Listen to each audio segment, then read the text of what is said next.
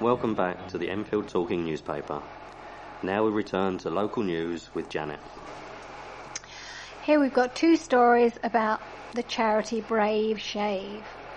A brave teacher and her son went in front of pupils to have their heads shaved in the name of charity.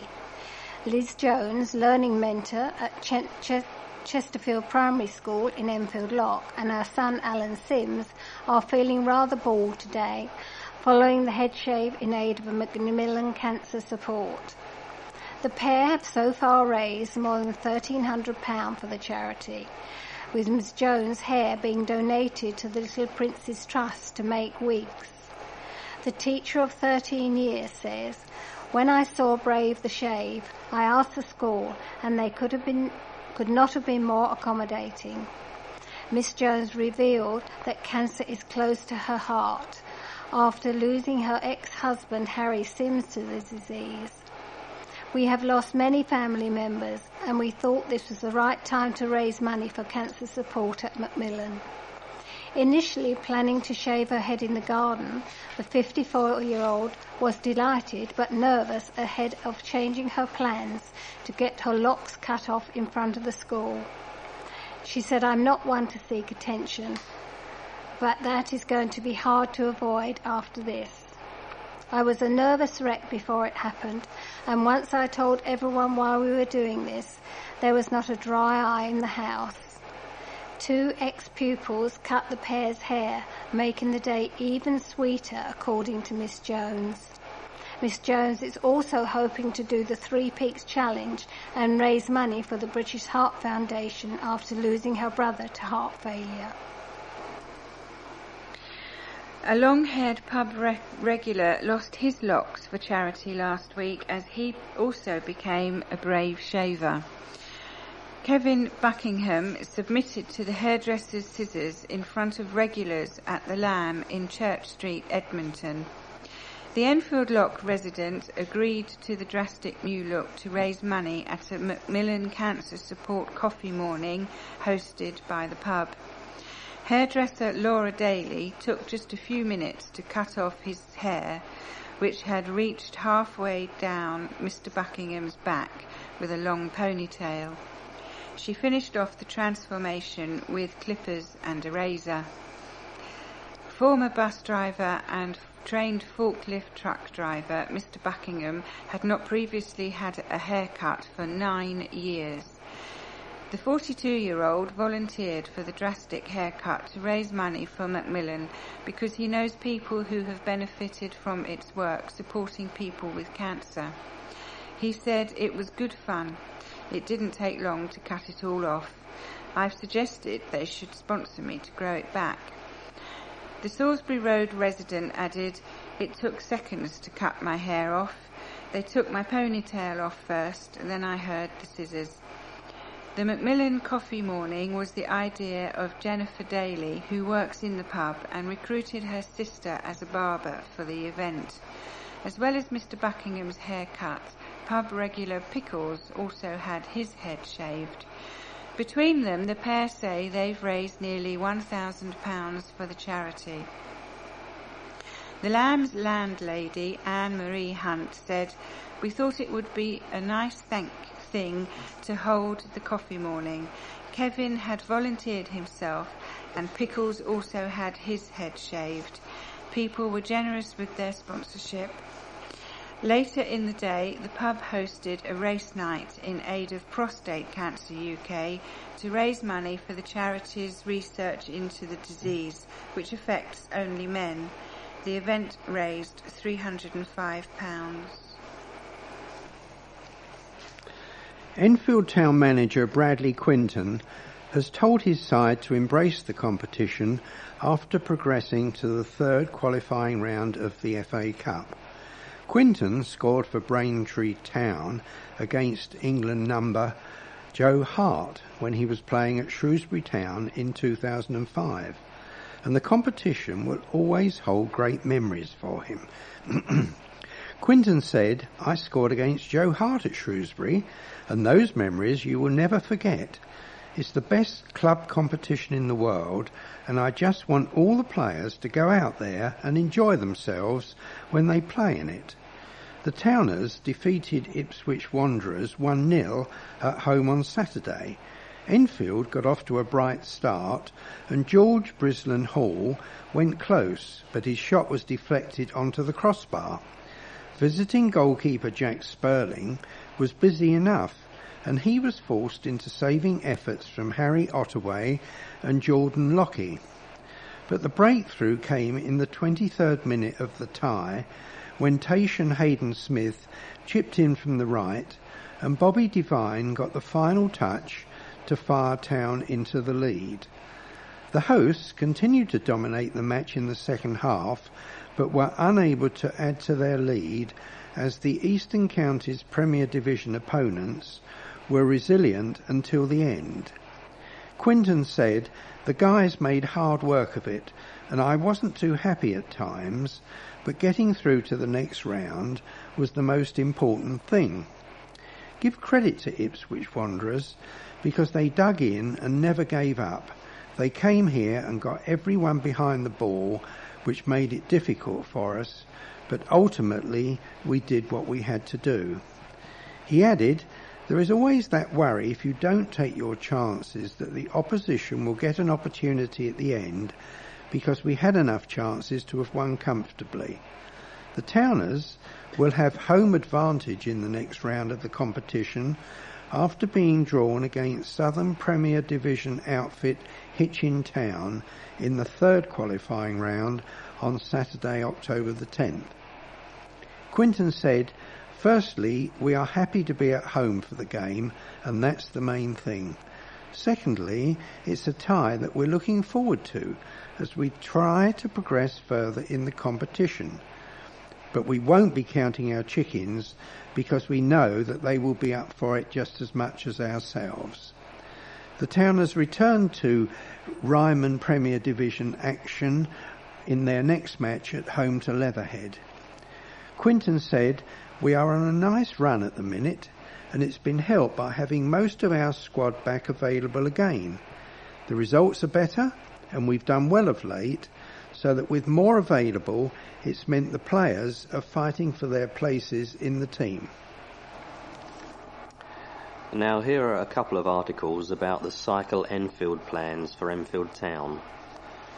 Hundreds of people vented their fury over Cycle Enfield plans at a meeting organised by one of the borough's MPs.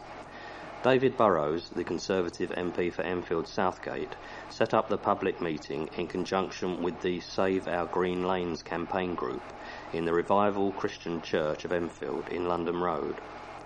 The meeting was billed as a chance for members of the public to express their views on Enfield Council's proposals to boost cycling in the borough. At the moment, residents in Palmer's Green, Enfield Town and Southbury Road are being consulted by the local authority on plans to improve cycling infrastructure, funded by the £30 million grant the council won from the Mayor of London's office 2 years ago. In recent weeks, there has been a groundswell of opposition to the scheme amongst residents, and particularly amongst business owners who are adamant that shops will fail without adequate on-street parking for customers. Mr Burrows chaired the meeting, and the panel was made up of Andrew Gilligan, the Mayor's cycling czar, Adrian Lachan, London Cycling Campaign's Enfield coordinator, a representative from the company who drew up the Cycle Enfield proposals for the council, Helen Osman, one of the leaders of the Save Our Green Lanes campaign, Erdal Mehmet, owner of the G. Mantella Jewellers in Church Street, Enfield, Conservative councillor for Grange Ward Andy Milne, and a representative from Enfield Residents Association. Mr Gilligan told those who gathered in the church, "I stood on Church Street and I thought what a great place it could be. I thought what a huge amount of potential. There's a cobbled marketplace and beautiful buildings. When it's quiet you can see the lovely old country town Enfield was. That's a very precious thing. This scheme isn't really about cycling. It's about making the marketplace the hub of the town. It's about keeping the town centre alive. Roughly 20% of shops in Enfield Town are vacant." To the vocal disapproval of those present, he said that town centres are changing as people would inevitably drive to retail parks, where it's free and easy to park, as well as easy to get to. The only way town centres will survive is by playing to their strengths, he added. You have to make it a nice shopping environment so that people want to come here. Mrs. Osmond told the meeting, Cycle Enfield has not thought about the people who will lose their parking. They only put a letter through their doors to say that there was going to be an exhibition, but they didn't have the decency to tell them directly that they would be losing their on-street parking. Mr. Mehmet echoed her concerns, saying, It's very difficult to go shopping in Enfield Town and ride a bike at the same time. Mr. Milne announced that the Tory group would only support this if there's genuine public support for it. After short presentations from the panellists, the floor was open to the public. Chris Jepcott, president of the Enfield Society, said, The development of Enfield Town is something local planners should develop, not people playing outside their role. There were voices in favour of the scheme, but by and large they were drowned out by the vehemence of residents and business owners opposed to the scheme. A continuation of that story.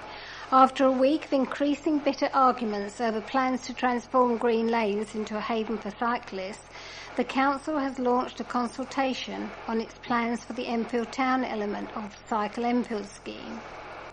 Residents, cyclists and business owners browsed boards in the conference room in the Dugdale Centre, describing the two options on the table for the redesign of Enfield Town.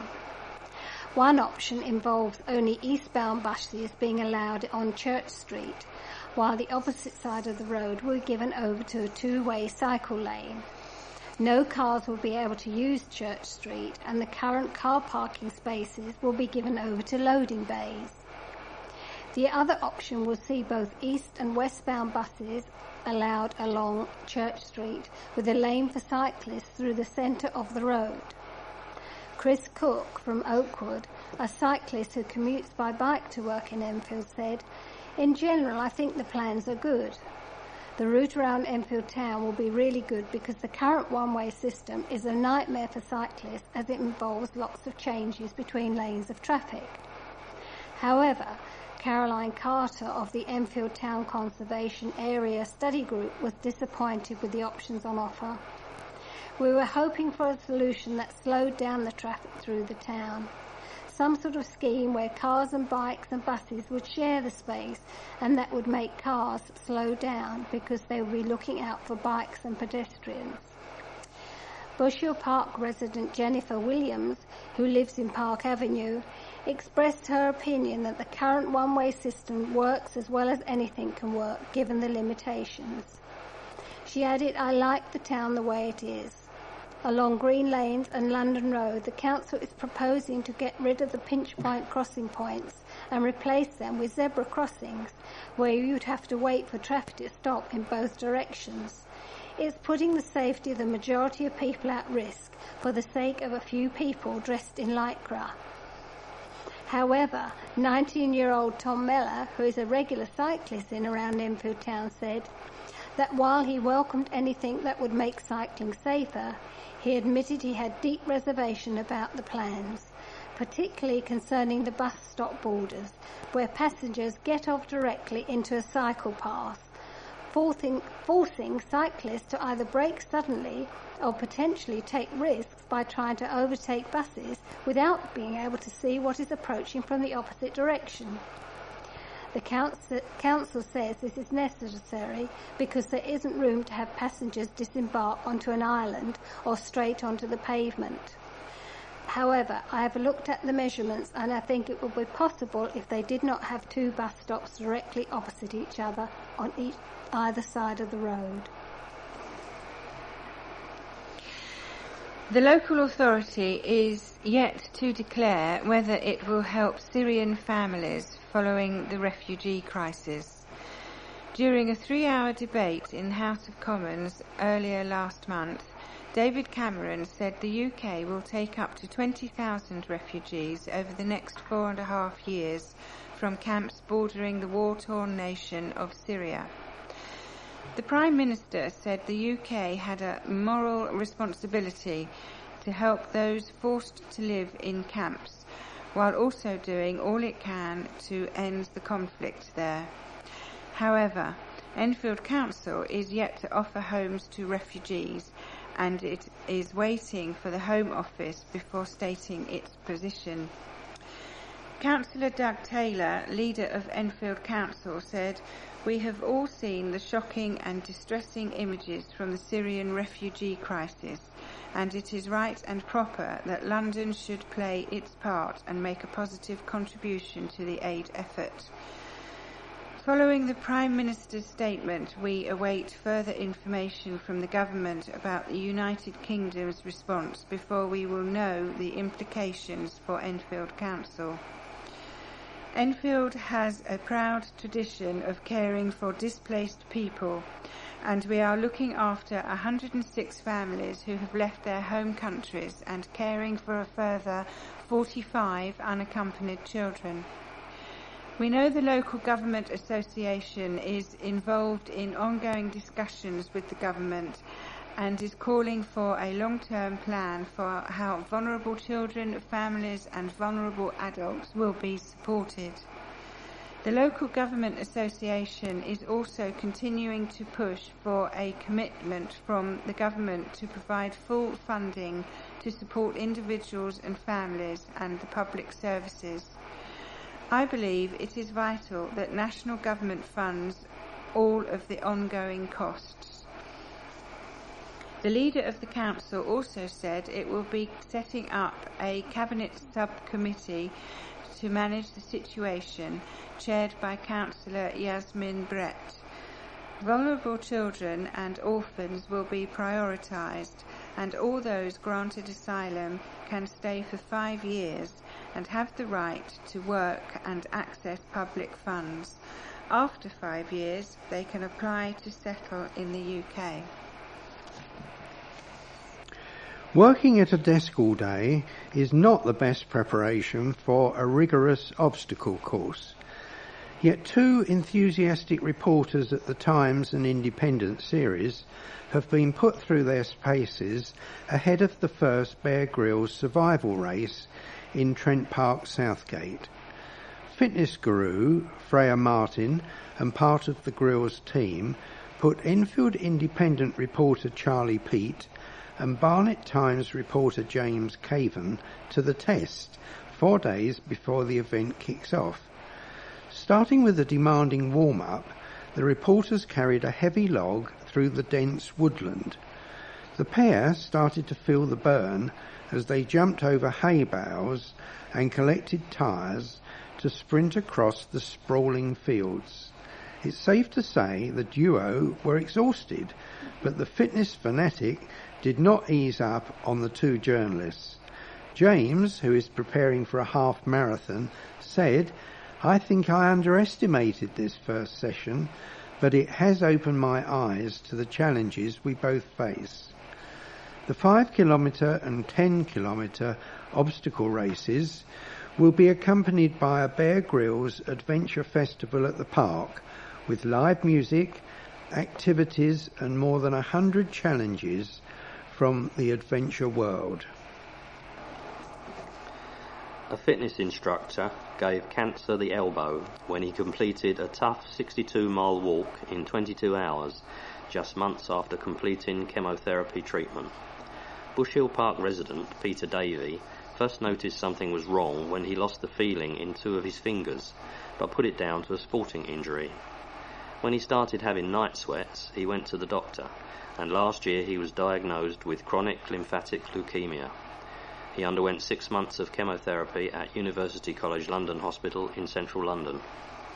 A former endurance cyclist, Mr Davey, 67, of Harman Road, continued walking to keep up his fitness as he went through the treatment and decided to sign up for the Ultra Challenge walk from London to Cambridge. He said, "I was in Barnet Hospital with a chest infection just after Christmas as well. I was determined to do it, and I'm lucky I've got the willpower to do it." He raised £1,000 for leukemia research and kept the medical specialists informed to prove you can bounce back after chemotherapy. Mr Davey built up his training until he was fitting in 2 30-mile walks a week. He had a setback when he developed bursitis on his foot due to over-exertion, forcing him to taper back his training earlier than anticipated. Mr. Davey is also a Nordic and fitness walking trainer.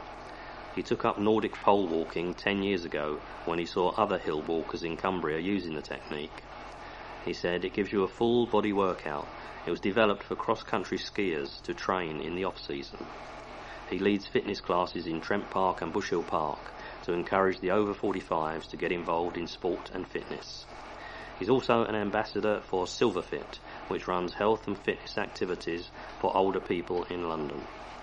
Mr. Davey has just completed another long walk, this time the London Bridgeathon, a 12-mile walk over 7 bridges in the capital. Pensioners now have the chance to improve their computer skills after thousands were donated to a charity.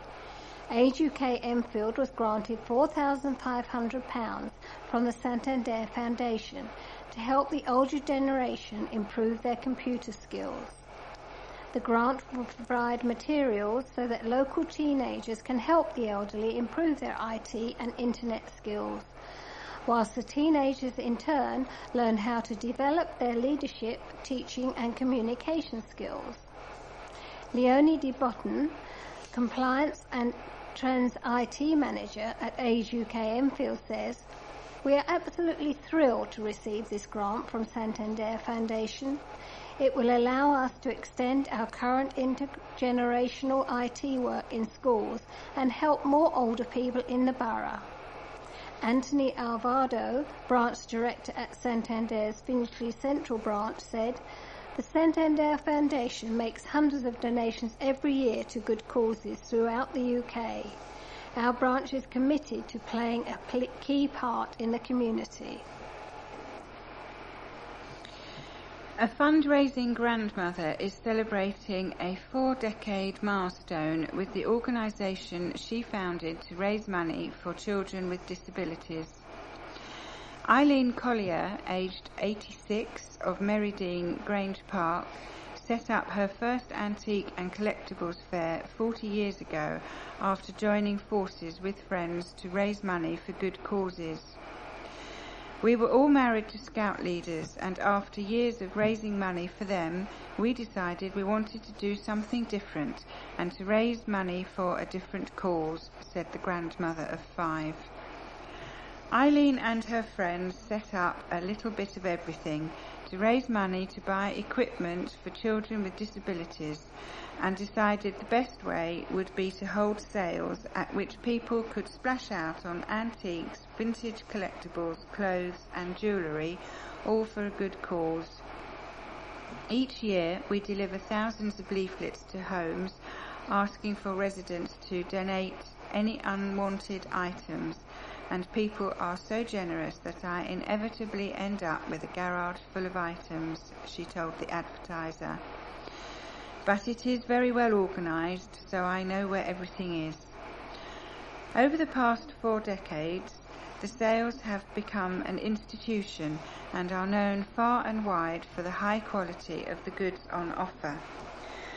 But we never let dealers in before the general public, so local people know that the best things have not been creamed off. It is all there for anyone to buy, added Eileen. Over the past 40 years, Eileen and her friends have raised £113,944, which has been donated straight to children and families who need the money to buy desperately needed equipment. And this year, Eileen is hoping to raise enough money to buy a specially trained puppy for an autistic child. The 2015 sale will be held at St Stephen's Church in London Road, Bush Hill Park on October the 17th. Doors will open at 2 p.m. Help to steer former members of the military through the minefield of bureaucracy they can sometimes encounter when claiming benefits was offered in Enfield recently. Enfield Over 50s Forum, which runs weekly money advice drop-in sessions for the borough's older people at the Dugdale Centre in London Road from 10 a.m. to 1 p.m, arranged for a benefits team from the Royal British Legion to attend. And the Forum contacted the Legion's 2 branches in the borough and invited members to go along and take advantage of the expert and confidential advice on offer. Forum President Monty Meth said Enfield Council is a signatory to the Armed Forces Community Covenant, which pledges its support for all service and ex-servicemen and women, and which the Over 50s Forum has endorsed from the outset. They tell us that ex-servicemen and women too often give up in frustration with the nitpicking and petty questioning when applying for benefits, when they should be given all the support and help they need. The team were able to provide information about benefits which armed forces veterans are entitled to and which they might not be receiving, or assist in helping manage debts and bills. Since it started in 2007, the Royal British Legion's Benefits and Money Advice Service has put £70 million back into the pockets of veterans through increases in benefits, writing off debts and gaining grants, with each individual getting an extra £2,800 on average. The biggest coffee morning has been hosted across the borough in aid of Macmillan Cancer Support. A solicitors has helped to raise more than £900 during its coffee morning last week for the charity. Breeze and Wild Solicitors in Church Street, Enfield, provided homemade cakes, balloons and hot and cold drinks as part of its first fundraiser. Using the grass outside their office, the sunshine certainly helped people enjoy the tables and chairs as people streamed past the green. A spokesman for the firm of solicitors said, "Special thanks go to Papadelli's, who helped us out with more disposable coffee cups when we needed them, and to Metaswitch, who allowed us to go off to their offices at the end of the day to sell off the remaining cakes." We've reached the end of our programme for this week. Thank you for listening. So from the team of Janet, Sally, Colin and Keith, and Robin on the controls, it's goodbye. Please remember to turn over the address label in your postal packet, put the cassette into the packet and return it to us as soon as possible, in readiness for the next edition. Don't forget you can call Diane de Jersey regarding any help you may require in connection with Enfield Talking Newspaper. The Enfield Talking Newspaper will be with you again in 1 week's time.